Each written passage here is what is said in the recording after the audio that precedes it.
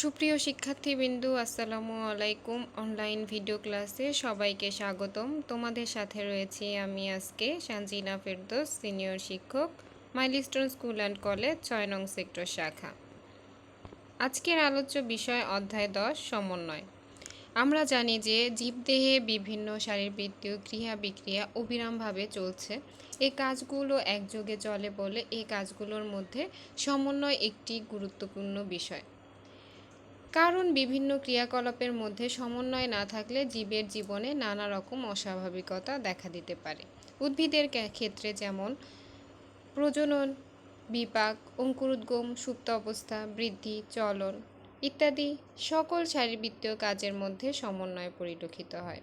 মানবদেহ তেমনি বিভিন্ন কাজের মধ্যে সমন্বয় পরিলক্ষিত হয়, যেমন মানব মস্তিষ্ক ও হরমোনের সমন্বয়। এ অধ্যায়ে আমরা উদ্ভিদ ও মানবদেহের সংগঠিত বিভিন্ন সমন্বয় প্রক্রিয়া সম্পর্কে আলোচনা করব।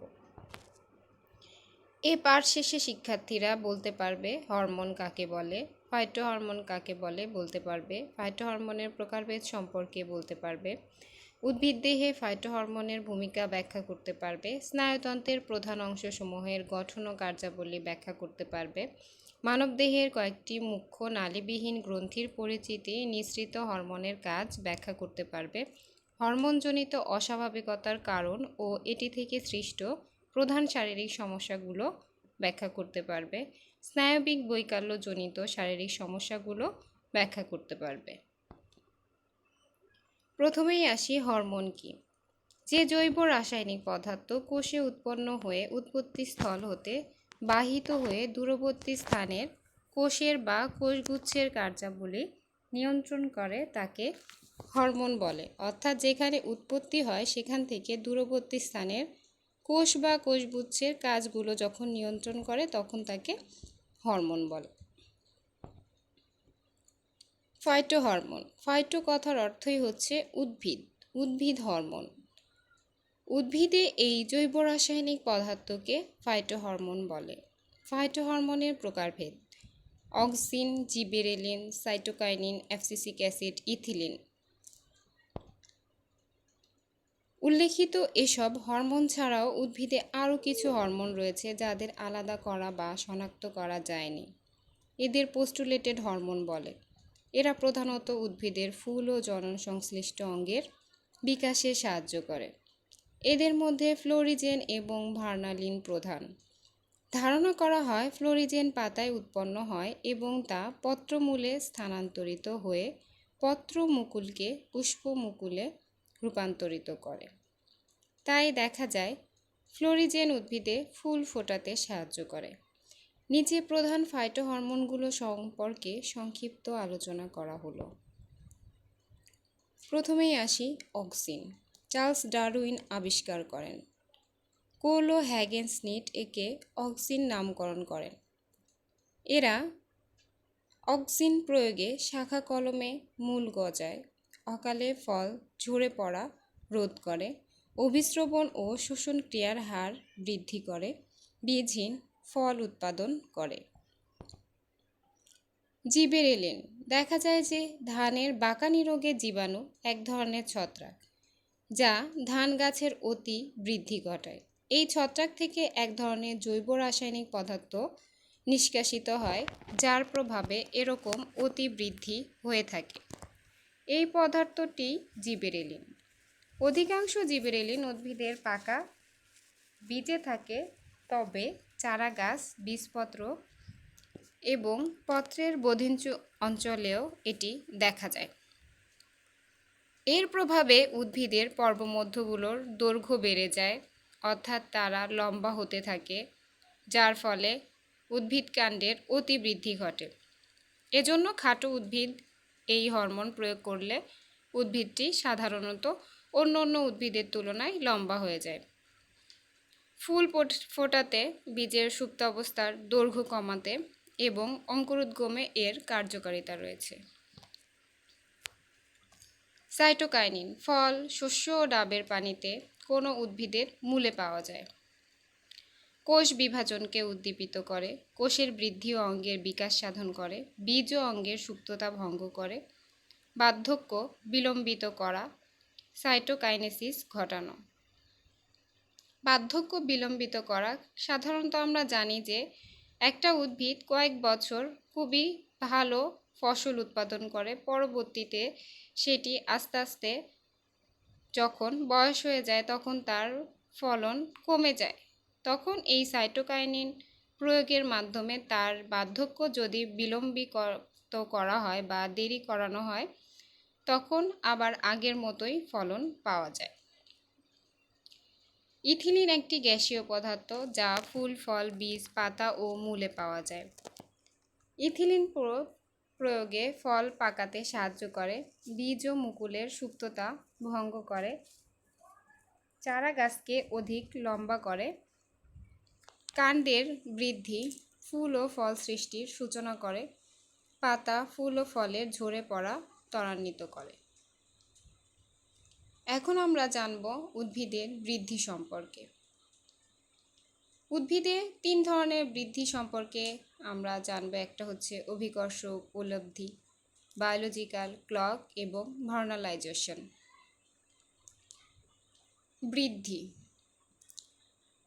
বৃদ্ধি হচ্ছে উদ্ভিদের চারা থেকে পরিণত বয়স পর্যন্ত যে কাণ্ড এবং শাখা প্রশাখা উৎপন্ন হয়, সেটাই হচ্ছে উদ্ভিদের বৃদ্ধি।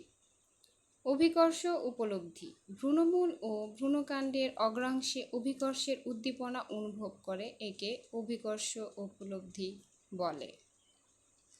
অর্থাৎ মূল এবং কাণ্ডের আলোর দিকে এবং আলোর বিপরীত দিকে উদ্দীপনা অনুভব করতে পারে, একে অভিকর্ষ উপলব্ধি বলা হয়। বায়োলজিক্যাল ক্লক, উদ্ভিদের পুষ্প প্রস্ফুটনে দিবাদৈর্ঘ্যের উপর নির্ভর করে।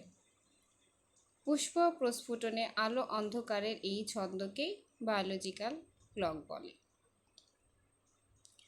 আলো অন্ধকারের ছন্দের উপর ভিত্তি করে পুষ্পধারী উদ্ভিদকে 3 ভাগে ভাগ করা হয়। ছোট দিনের উদ্ভিদ, যেটার পুষ্পায়নে দৈনিক 8 থেকে 12 ঘন্টা আলো প্রয়োজন, যেমন চন্দ্রমল্লিকা, ডালিয়া। বড় দিনের উদ্ভিদ, পুষ্পায়নে দৈনিক 12 থেকে 16 ঘন্টা আলো প্রয়োজন, যেমন লেটুস এবং ঝিঙ্গা। আলোক নিরপেক্ষ উদ্ভিদ, পুষ্পায়নে দিনে আলোর প্রভাব ফেলে না, যেমন শসা এবং সূর্যমুখী। অর্থাৎ যে কোনো সময় তোমরা সূর্যমুখী চারা লাগালে সেখান থেকে ফুল উৎপন্ন হয়। ভার্নালাইজেশন, শৈত্য প্রদান করে উদ্ভিদের ফুল ধারণ ত্বরান্বিত করার প্রক্রিয়াকে ভার্নালাইজেশন বলে। অর্থাৎ শীত প্রদান করে উদ্ভিদের ফুল ধারণকে দ্রুত করার প্রক্রিয়া হচ্ছে ভার্নালাইজেশন। শীতের গম গরমকালে লাগালে ফুল আসতে দেরি হয়। বীজ রোপণের পূর্বে যদি 2 থেকে 5 ডিগ্রি উষ্ণতা প্রয়োগ করলে উদ্ভিদের স্বাভাবিক ফুল ফোটে। চলন বলতে বোঝায় এক জায়গায় থেকে অন্য জায়গায় স্থানান্তর। চলন সাধারণত 2 প্রকার। সামগ্রিক চলন, উদ্ভিদ দেহের কোনো অংশ যখন সামগ্রিকভাবে প্রয়োজনের তাগিদে এক স্থান থেকে অন্য স্থানে গমন করে তাকে সামগ্রিক চলন বলে। নিচে ছবিতে তোমরা দেখতে পাচ্ছ কিছু ছবি দেয়া আছে, ভলভক্স, ডায়াটম এবং ক্ল্যামাইডোমোনাস। এরা পানিতে ভাসমান অবস্থায় থাকে এবং এক স্থান থেকে অন্য স্থানে সহজেই গমন করতে পারে। বক্রচলন, মাটিতে আবদ্ধ উদ্ভিদ এক স্থান থেকে অন্য স্থান চলাচলে করতে পারে না, তবে প্রয়োজনে এদের শাখা প্রশাখা চালনা করতে পারে এবং শাখাগুলো নানাভাবে বেঁকে যেতে পারে। এ ধরনের চলনকে বক্রচলন বলে। যেমন কাণ্ডের আলোকমুখী চলন, আকর্ষীর সাহায্যে চলন।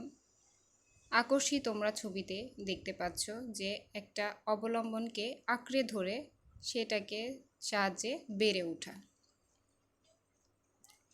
এছাড়াও আরও এক ধরনের চলন আছে, যেটা হচ্ছে ফটোট্রপিক চলন বা ফটোট্রপিজম। উদ্ভিদের কাণ্ড সবসময় আলোর দিকে চলন ঘটে এবং মূলের চলন সবসময় আলোর বিপরীত দিকে হয়।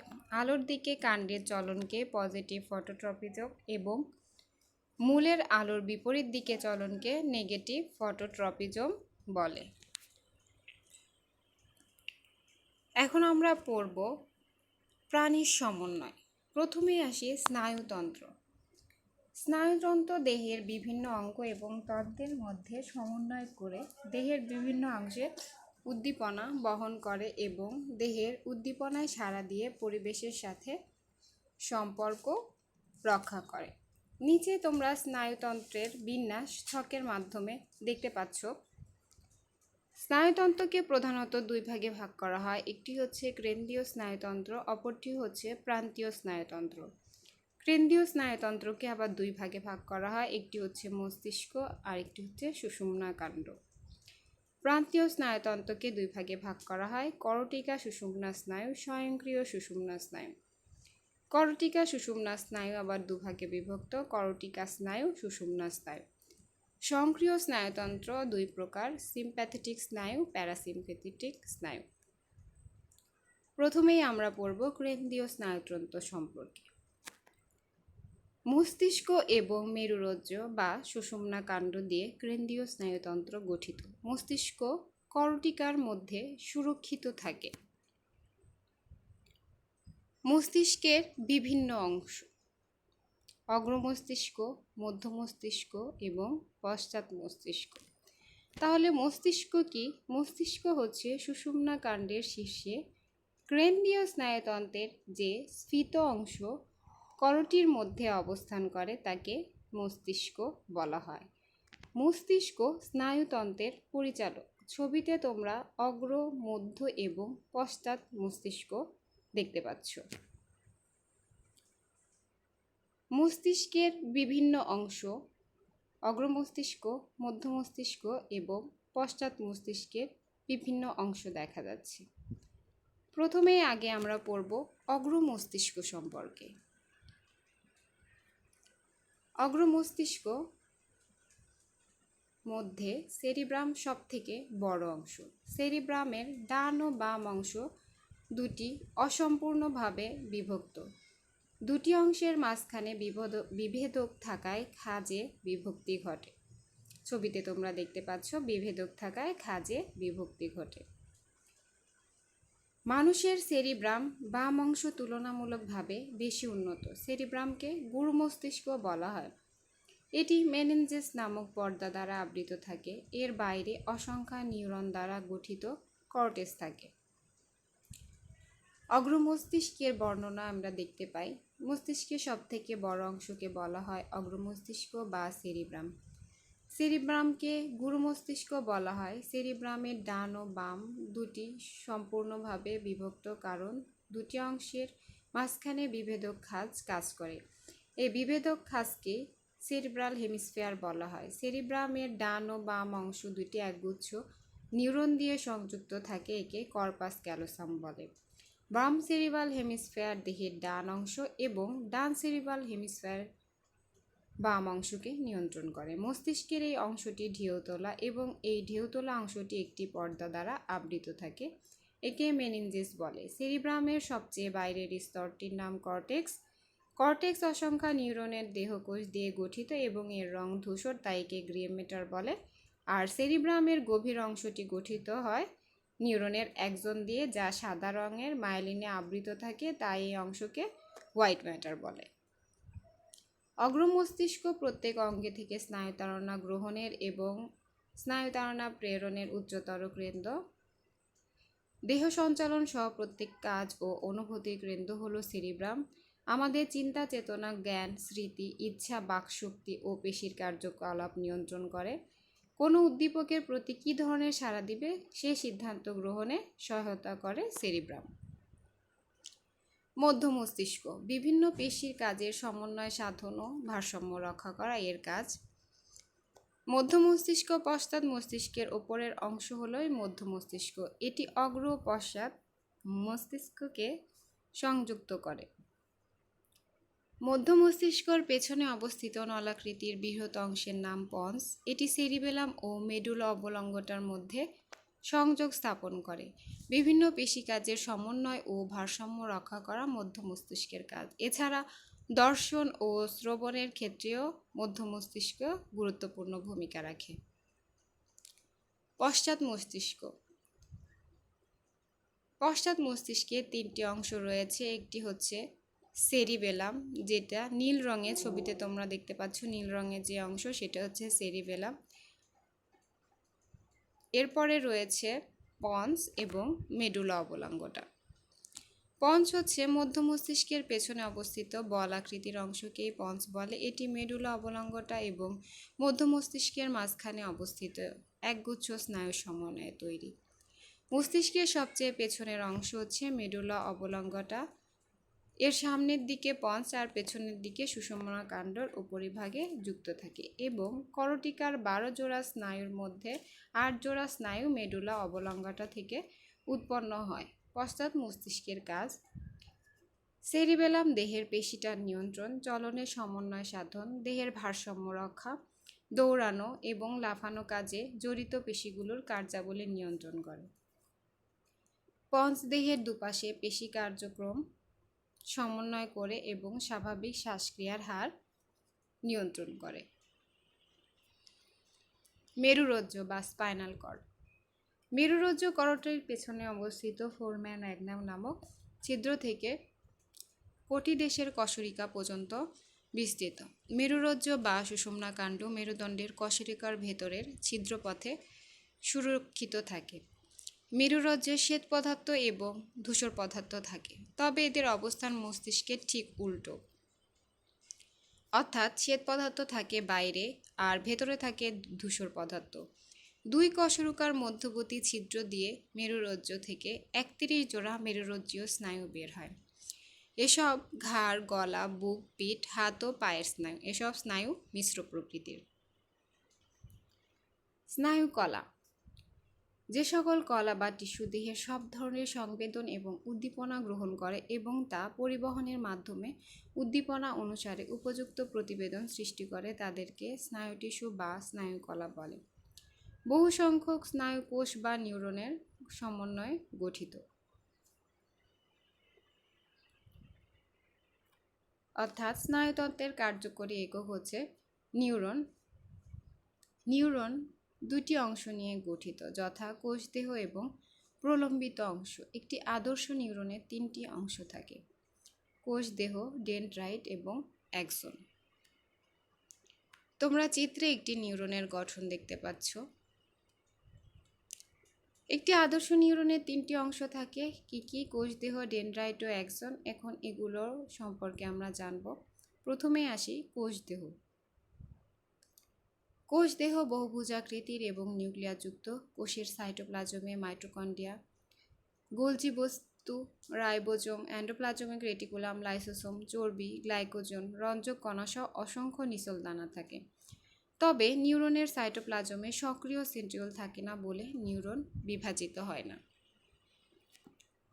প্রলম্বিত অংশ: কোষদেহ থেকে উৎপন্ন শাখা প্রশাখাকে প্রলম্বিত অংশ বলা হয়।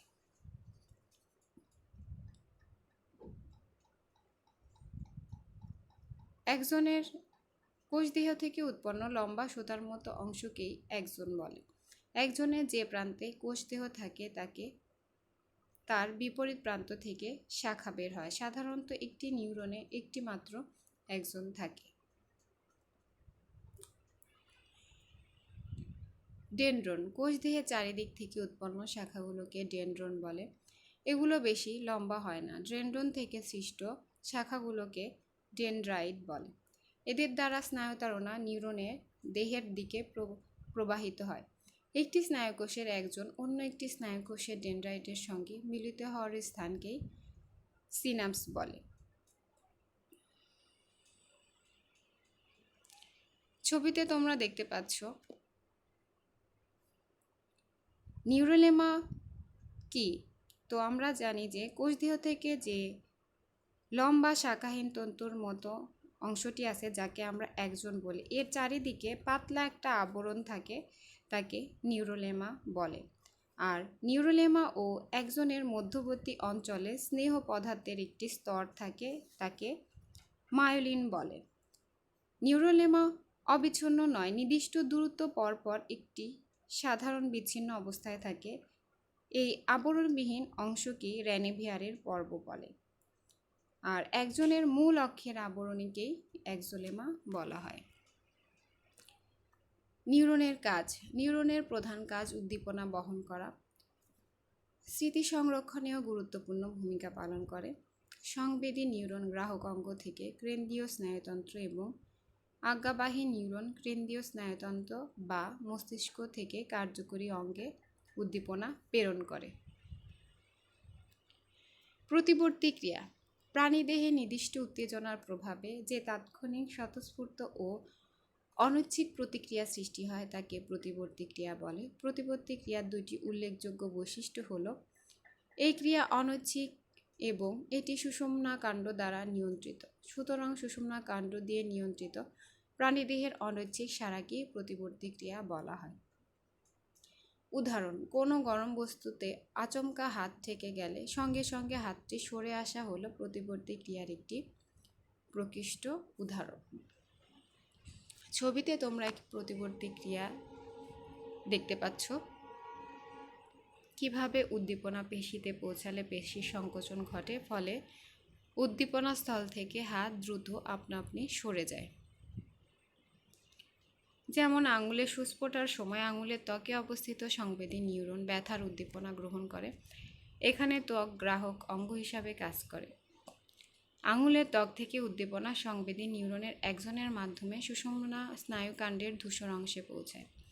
স্নায়ুকাণ্ডের ধূসর অংশে অবস্থিত সংবেদী নিউরনের একজন থেকে তড়িৎ রাসায়নিক পদ্ধতিতে উদ্দীপনা মধ্যবর্তী বা রিলে নিউরনের মাধ্যমে মোটর বা আজ্ঞাবাহী স্নায়ুকোষের ডেনড্রাইটে প্রবেশ করে। আজ্ঞাবাহী স্নায়ুর একজনের মাধ্যমে এ উদ্দীপনা পেশিতে প্রবেশ করে। হরমোন। মানুষ এবং বিভিন্ন প্রাণীর দেহে এক ধরনের বিশেষ নালীবিহীন গ্রন্থি থাকে। এসব গ্রন্থি থেকে নিঃসৃত রস রক্তের মাধ্যমে প্রবাহিত হয়ে দেহের বিভিন্ন শারীরবৃত্তীয় কাজ নিয়ন্ত্রণ করে। নালীবিহীন গ্রন্থি হতে নিঃসৃত এই রসকে হরমোন বলে। হরমোন পরিবহনের জন্য পৃথক কোনো নালী নেই। হরমোন রক্তস্রোতের মাধ্যমে প্রবাহিত হয়ে নির্দিষ্ট লক্ষ্য কোষে পৌঁছে কোষের প্রাণ রাসায়নিক কার্যাবলীকে প্রভাবিত করে জৈবিক কার্যাবলী সুষ্ঠুভাবে পরিচালনা করে। মানবদেহে কয়েকটি মুখ্য নালীবিহীন গ্রন্থির পরিচিতি, কাজ ও নিঃসৃত হরমোন সম্পর্কে এখন আমরা জানব। প্রথমেই আসি পিটুইটারি গ্রন্থি। পিটুইটারি গ্রন্থি বা হাইপোফাইসিস মস্তিষ্কের নিচের অংশে অবস্থিত। এটি মানবদেহের প্রধান হরমোন। কারণ একদিকে পিটুইটারি গ্রন্থি থেকে নিঃসৃত হরমোনের সংখ্যা যেমন বেশি, অপরদিকে অন্যান্য গ্রন্থির উপর এসব হরমোনের প্রভাবও বেশি। তাই পিটুইটারি গ্রন্থিকে মাস্টার গ্ল্যান্ড বলা হয়। দেহের সবচেয়ে বেশি গুরুত্বপূর্ণ নালীবিহীন গ্রন্থি হলেও এটি আকারে সবথেকে ছোট। এই গ্রন্থি থেকে গোনাডোট্রপিক, সোমাটোট্রপিক, থাইরয়েড উদ্দীপিত হরমোন, অ্যাড্রিনোকরটিট্রপিন ইত্যাদি হরমোন নিঃসৃত হয়। এটি অন্যান্য গ্রন্থিকে প্রভাবিত করা ছাড়াও মানবদেহের বৃদ্ধি হরমোন নির্গত করে। থাইরয়েড গ্রন্থি। থাইরয়েড গ্রন্থি গলা ট্রাকিয়ার উপরের অংশে অবস্থিত। এখান থেকে থাইরক্সিন নামক হরমোন নিঃসৃত হয়, যেটা মানবদেহের স্বাভাবিক বৃদ্ধি বিপাকীয় কাজ নিয়ন্ত্রণ করে। থাইরয়েডের আরেকটি হরমোন ক্যালসিটোনিন, যা ক্যালসিয়াম বিপাকের সাথে জড়িত। প্যারাথাইরয়েড। প্যারাথাইরয়েড থেকে প্যারাথর্মোন নিঃসৃত হয়, যেটি ক্যালসিয়াম এবং ফসফরাসের বিপাক নিয়ন্ত্রণ করে। থাইমাস গ্রন্থি গ্রীবা অঞ্চলে অবস্থিত। থাইমাস গ্রন্থি থেকে রোগ প্রতিরোধ ক্ষমতা বিকাশে সাহায্য করে। এই গ্রন্থি থেকে থাইমোসিন হরমোন নিঃসরণ করে। পূর্ণবয়স্ক মানুষের সাধারণত এই হরমোন থাকে না, থাকলেও খুবই নিম্নমাত্রায়। অ্যাড্রেনাল বা সুপ্রেনাল গ্রন্থি। অ্যাড্রেনাল গ্রন্থি কিডনির ওপরে অবস্থিত। অ্যাড্রেনাল গ্রন্থি দেহের অত্যাবশ্যকীয় বিপাকীয় কার্যাবলী নিয়ন্ত্রণ করে, আর এটি মূলত কঠিন মানসিক ও শারীরিক চাপ থেকে পরিত্রাণে সাহায্য করে। Islets of Langerhans. Islets of Langerhans অগ্ন্যাশয়ের মাঝে অবস্থিত। এই কোষগুচ্ছ শরীরে শর্করা বিপাক নিয়ন্ত্রণ করে। এখান থেকে ইনসুলিন ও গ্লুকাগন নিঃসরণ করে, যা রক্তে গ্লুকোজের মাত্রা নিয়ন্ত্রণ করে। গোনাড বা জননাঙ্গ গ্রন্থি। এটি মেয়েদের ডিম্বাশয় এবং ছেলেদের শুক্রাশয়ে অবস্থিত। জননাঙ্গ থেকে নিঃসৃত হরমোন দেহের পরিণত বয়সের লক্ষণগুলো বিকশিত করতে ভূমিকা রাখে। এছাড়াও প্রাণীর জননাঙ্গের বৃদ্ধির পাশাপাশি জননচক্র এবং যৌন আচরণ নিয়ন্ত্রণ করে থাকে। জননাঙ্গ থেকে পরিণত বয়সে পুরুষের দেহে টেস্টোস্টেরন এবং স্ত্রীর দেহে ইস্ট্রোজেন হরমোন উৎপন্ন হয়। হরমোনজনিত অস্বাভাবিকতাগুলো এখন আমরা জানব। হরমোনের ফলে কি কি অস্বাভাবিকতা দেখা দেয়। প্রথমে আসি থাইরয়েড সমস্যা। পর্যাপ্ত পরিমাণ থাইরয়েড হরমোন তৈরি না হলে যে সকল সমস্যা দেখা দেয় তাকে থাইরয়েড সমস্যা বলে। খাবারে আয়োডিনের অভাবে এই রোগ হয়। থাইরয়েড হরমোনের ঘাটতি হলে শিশুদের মানসিক বিকাশ বাধাগ্রস্ত হয় ও বৃদ্ধি কমে যায়। থাইরয়েড হরমোনের অভাবে গায়ের চামড়া খসখসে হয়ে যায়, মুখমণ্ডল গোলাকার এবং চেহারা স্বাভাবিক শিশুদের থেকে বৈসাদৃশ্য হয়ে থাকে। থাইরয়েড হরমোন সমস্যার সমাধান। খাদ্যে আয়োডিনযুক্ত লবণ ব্যবহারে সুফল পাওয়া যায়। এছাড়া যদি খাদ্য হিসাবে সামুদ্রিক মাছ, কলা, ফলমূল, কচু ইত্যাদি খেলে এই সমস্যা হতে মুক্তি পাওয়া যায়। ডায়াবেটিস। অগ্ন্যাশয়ের আইলেটস অফ ল্যাঙ্গারহ্যান্স নামক গ্রন্থিতে পর্যাপ্ত ইনসুলিন হরমোন যদি তৈরি না হয় তাহলে রক্তে শর্করা বৃদ্ধি পায় এবং প্রস্রাবের সাথে শর্করা নির্গত হওয়াকে বহুমূত্র বা ডায়াবেটিস বলে। এই রোগটি বংশগতভাবে বা পরিবেশের প্রভাবে হয়ে থাকে। স্থূলকায় ব্যক্তি, অলস জীবনযাপনকারীদেরও এই রোগ বেশি হয়। ডায়াবেটিস দুই ধরনের, টাইপ 1 এবং টাইপ 2। টাইপ 1-এ যখন আক্রান্ত রোগীর দেহে একেবারে ইনসুলিন তৈরি হয় না তাকে টাইপ 1, আর আক্রান্ত রোগীর দেহে আংশিকভাবে ইনসুলিন তৈরি হলে টাইপ 2 ডায়াবেটিস বলে। ইনসুলিন নামক হরমোনের অপর্যাপ্ততার কারণে ডায়াবেটিস রোগ হয়। এর ফলে রক্তে শর্করার পরিমাণ স্থায়ীভাবে বেড়ে যায় এবং প্রস্রাবের সাথে গ্লুকোজ নির্গত হয়। রোগ নির্ণয়। রক্ত বা প্রস্রাব পরীক্ষা করে গ্লুকোজের মাত্রা নিয়ন্ত্রণের মাধ্যমে এই রোগ নিয়ন্ত্রণ করা যায়। ডায়াবেটিসের প্রতিকার বা চিকিৎসা। চিকিৎসা করে ডায়াবেটিস রোগ একেবারে নিরাময় করা যায় না, কিন্তু এই রোগ নিয়ন্ত্রণ রাখা যায়। চিকিৎসকদের মতে ডায়াবেটিস নিয়ন্ত্রণ রাখার জন্য 3টি ডি মেনে চলা উচিত: ডিসিপ্লিন, ডায়েট এবং ডোজ, অর্থাৎ নিয়ম শৃঙ্খলা, খাদ্যাভ্যাস নিয়ন্ত্রণ এবং ওষুধ সেবনের মাধ্যমে ডায়াবেটিস নিয়ন্ত্রণ করা যায়। স্ট্রোক। মস্তিষ্কে রক্ত সরবরাহের ব্যাঘাত ঘটার কারণে স্নায়ুতন্ত্রের কাজে ব্যাঘাত ঘটলে তাকে স্ট্রোক বলে। মস্তিষ্কে রক্তক্ষরণ বা রক্তনালীর ভেতরে রক্ত জমাট বেঁধে রক্ত চলাচল বাধাগ্রস্ত হয়। এই দুভাবেই স্ট্রোক হতে পারে। উচ্চ রক্তচাপ হতেই সাধারণত মস্তিষ্কে রক্তক্ষরণ হতে পারে। স্ট্রোকের লক্ষণ: বমি বমি ভাব হওয়া, প্রচণ্ড মাথা ব্যথা বা কয়েক মিনিটের মধ্যে রোগী জ্ঞান হারিয়ে ফেলে। ঘাড় শক্ত হয়ে যেতে পারে, মুখমণ্ডল লাল বর্ণ ধারণ করে, মাংসপেশি শিথিল হয়ে যায়, শ্বসন নাড়ির স্পন্দন বেঁকে যায়, অনেক ক্ষেত্রে রোগীর মুখ বেঁকে যায়। অনেক সময় রোগীর নিয়ন্ত্রণ কেন্দ্র ক্ষতিগ্রস্ত হয়, ফলে রোগীর কথা জড়িয়ে যায়, মাথা ঘোরানো, হাঁটতে অসুবিধা হওয়া এবং ভারসাম্য রক্ষায় অসুবিধা হতে পারে। স্ট্রোকের চিকিৎসা। মস্তিষ্কে রক্তক্ষরণ বা রক্ত জমাট বেঁধেছে কিনা তা নির্ণয় করে প্রয়োজনীয় ব্যবস্থা নেওয়া। মস্তিষ্কে রক্তক্ষরণ বন্ধ করা সম্ভব নয়, তবে মস্তিষ্কে জমে থাকা রক্ত অপারেশন করে বের করা যেতে পারে। রোগীর উচ্চ রক্তচাপ থাকলে তা নিয়ন্ত্রণের ব্যবস্থা করা। প্রতিরোধ: ধূমপান পরিহার করা, উচ্চ রক্তচাপ থাকলে তা নিয়ন্ত্রণে রাখা, যারা ডায়াবেটিস আক্রান্ত তাদের নিয়মিত ওষুধ সেবন করা, দুশ্চিন্তামুক্ত, সুস্থ, সুন্দর ও স্বাভাবিক জীবনযাপন করা, স্থূলকায় হলে ওজন কমানোর চেষ্টা করা। স্নায়বিক বৈকল্যজনিত শারীরিক সমস্যাগুলো সম্পর্কে এখন আমরা জানব। প্যারালাইসিস। শরীরের কোনো অংশের ঐচ্ছিক মাংসপেশি ইচ্ছামতো নাড়াতে পারার ক্ষমতা নষ্ট হওয়াকেই প্যারালাইসিস বলে। সাধারণত মস্তিষ্কের কোনো অংশের ক্ষতির কারণে ওই অংশের সংবেদন গ্রহণকারী পেশিগুলোর কার্যকারিতা হারিয়ে ফেলে। একজনের আংশিক কিংবা সম্পূর্ণ প্যারালাইসিস হতে পারে, ফলে শরীরের এক পাশে কোনো অঙ্গ অথবা উভয় পাশের অঙ্গের কার্যকারিতা নষ্ট হয়, যেমন 2 হাত ও পায়ের প্যারালাইসিস। কারণ প্যারালাইসিস সাধারণত স্ট্রোকের কারণে হয়ে থাকে। এছাড়া মেরুদণ্ড বা ঘাড়ের সুষুম্না দণ্ডে আঘাত বা দুর্ঘটনাজনিত কারণে প্যারালাইসিস হতে পারে। স্নায়ুরোগ, সুষুম্নাকাণ্ডের কিংবা কশেরুকার ক্ষয়রোগও প্যারালাইসিসের কারণে হয়ে থাকে। এরপর আসি এপিলেপসি। শুরুতেই বলা হয়েছে এপিলেপসি রোগে যদি কেউ আক্রান্ত হয় তাহলে সেই ব্যক্তির গায়ে খিঁচুনি অথবা কাঁপুনি দিতে থাকে এবং অনেক সময় রোগী অজ্ঞান হয়ে যায়। এই রোগকে আমরা মৃগীরোগ হিসাবে চিনে থাকি। সবসময় এই রোগের লক্ষণগুলো প্রকাশ পায় না, কিন্তু এই রোগের কারণে আক্রান্ত ব্যক্তি সাময়িকভাবে কার্যক্ষমতা হারিয়ে ফেলে, শরীরে কাঁপুনি এবং খিঁচুনি দিতে থাকে। এক পর্যায়ে রোগী মাটিতে লুটিয়ে পড়ে এবং উঠে দাঁড়াবার সামর্থ্য হারিয়ে ফেলে। একটি কুসংস্কার প্রচলিত রয়েছে, আগুন অথবা পানির সংস্পর্শে আসলে মৃগীরোগের লক্ষণ প্রকাশ পায়। এ ধারণা সম্পূর্ণ ভুল, কারণ আগুন অথবা পানির কাছে গেলে নয়, যে কোনো বিপজ্জনক স্থানের কাছে গেলে মৃগী রোগীরা যদি মাটিতে লুটিয়ে পড়ে তাহলে সেখান থেকে উঠে দাঁড়াবার সামর্থ্য হারিয়ে ফেলে, আর সেই কারণে কোনো বিপজ্জনক বস্তু অথবা স্থান থেকে মৃগী রোগে আক্রান্ত রোগীদের দূরে সরে রাখাই ভালো। কেন হয়? মৃগী রোগের সঠিক কোনো কারণ সম্পর্কে জানা যায়নি। স্ট্রোকে আক্রান্ত রোগীরা মৃগী রোগে আক্রান্ত হতে পারে। এছাড়া মস্তিষ্কের আঘাতের কারণে এনসেফালাইটিস, মেনিনজাইটিস, মস্তিষ্কের টিউমার ইত্যাদি বিভিন্ন কারণে মৃগী রোগে আক্রান্ত হওয়ার পূর্ব ইতিহাস থাকে। যে কোনো বয়সে এপিলেপসি রোগে আক্রান্ত হওয়ার সম্ভাবনা রয়েছে। এটি দীর্ঘমেয়াদী কোনো ক্ষতিগ্রস্ত প্রভাব ফেলে না, তবে ক্ষেত্রবিশেষে মস্তিষ্কের স্থায়ী কোনো কারণ হতে পারে। 5 থেকে 20 বছর বয়সে মৃগী রোগের ব্যাপকতা বেশি দেখা যায়। পার্কিনসন কি? এপিলেপসির মতো আরেকটি স্নায়বিক বৈকল্যজনিত রোগ পার্কিনসন। এটি পার্কিনসিস ডিজিজ নামে পরিচিত।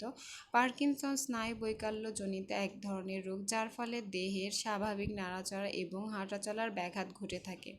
একটা সময় ধারণা করা হতো কেবলমাত্র 50 মানুষের এই রোগে আক্রান্ত হতে পারে, তবে শুধু 50 মানুষই নয়, বরং যুবক যুবতীরা এই রোগে আক্রান্ত হচ্ছে। চিত্রে তোমরা একটি স্বাভাবিক এবং পার্কিনসন ডিজিজে আক্রান্ত মস্তিষ্কের চিত্র দেখতে পাচ্ছ। কেন হয়? স্নায়ুকোষ থেকে এক ধরনের রাসায়নিক পদার্থ নিঃসৃত হয়, সেটির নাম ডোপামিন, যা আমাদের পেশি পরিচালনায় সাহায্য করে। যত বয়স বাড়তে থাকে ডোপামিন নিঃসরণের পরিমাণ দিন দিন কমতে থাকে, ফলে এক পর্যায়ে মাংসপেশি তার কার্যকারিতা হারিয়ে ফেলে। বয়স বাড়ার সাথে সাথে মাংসপেশি অকার্যকর হয়ে ফেলে, ফলে চলাফেরা, লেখালেখি এই সকল কাজগুলো কষ্টকর হয়। পার্কিনসন রোগ ধীরে ধীরে ভয়াবহ আকার ধারণ করে। প্রাথমিক অবস্থায় হালকা হাত পা, ফলে চলাফেরা বিঘ্নিত হয়।